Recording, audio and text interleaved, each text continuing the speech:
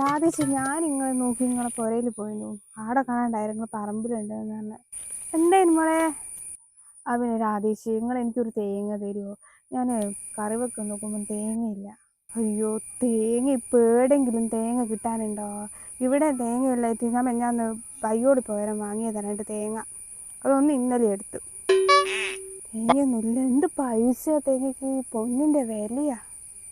അല്ല ഇവിടെ കഴിഞ്ഞ ദിവസം തെങ്ങും കരിയില്ലേനോ? ആരാ ഇത് എന്നോട് പറഞ്ഞു ഇവിടെ തെങ്ങും കരിക്കൊന്നുമില്ല. അല്ല തെങ്ങും കയറുന്ന ഗോപാലായിട്ട് ഇങ്ങോട്ടേക്ക് വരുന്നുണ്ടല്ലോ. അത് ഇവിടെയൊന്നും അല്ല, ഇതിലോട് പോയിട്ടുണ്ടാവുമായിരിക്കും. പക്ഷെ ഇവിടെ തെങ്ങും കരിക്കൊന്നുമില്ല കേട്ടോ. തേങ്ങ ഉണ്ടെങ്കിലും എനിക്ക് തരുന്നേന് ഞാൻ തരാൻ എടുക്കൊന്നുമില്ലല്ലോ. എന്നാ ശരി.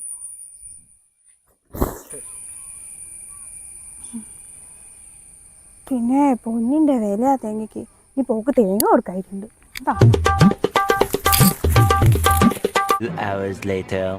അനുവോ അനുവോ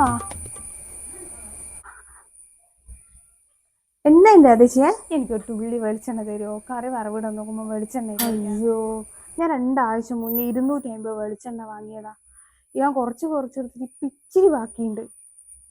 എന്ത് ചെയ്യാനാ അതിശയെ? വെളിച്ചെണ്ണയ്ക്കൊക്കെ എന്ത് വിലയാ.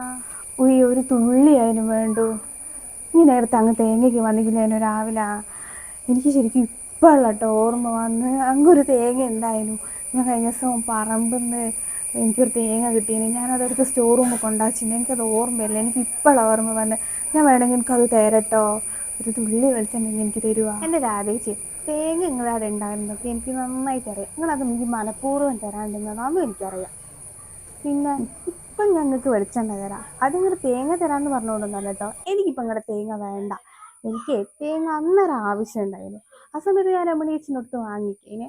അതുകൊണ്ട് ഇപ്പം എനിക്ക് തേങ്ങയൊന്നും വേണ്ട. വെളിച്ചെണ്ണ ഞാൻ നിങ്ങൾക്ക് തരാം. നമുക്കേ ഒരാവശ്യം വരുന്ന സമയത്ത് രാധേച്ചിയെ നമ്മൾ മറ്റുള്ളവരെ സഹായിക്കേണ്ടത്.